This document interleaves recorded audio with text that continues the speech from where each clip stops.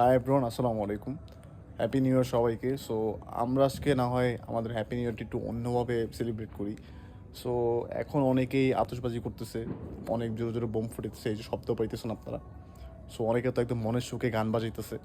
So এখন বাজে রাত হয়তো বা একটা প্লাস বাজতেছে এখন। বাট এখন দেখা গেছে যে অনেকেই হচ্ছে আতশ ফুটেতেছে।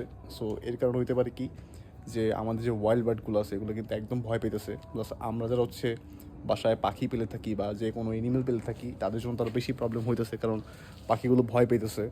সো অনেকের হচ্ছে ওইভাবে আসলে সেটআপের মধ্যে লাইট ইউজ করতে পারে না, যার ফলে হয় কি যে ওনাদের পাখিগুলোর অন্ধকারের মধ্যে এরকম আতশবাজি শব্দ পেয়ে হচ্ছে হুট করে ভয় পেয়ে যায়।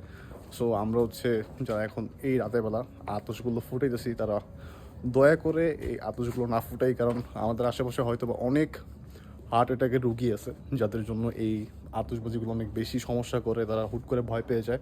সো আপনারা ট্রাই করেন যে বছরের শুরুটা একটু অন্যভাবে করার জন্য। সো আমরা আতশবাজি না ফুটাই, সুন্দর একটা কি বলে বছর শুরু করি। সো আল্লাহ হাফিজ।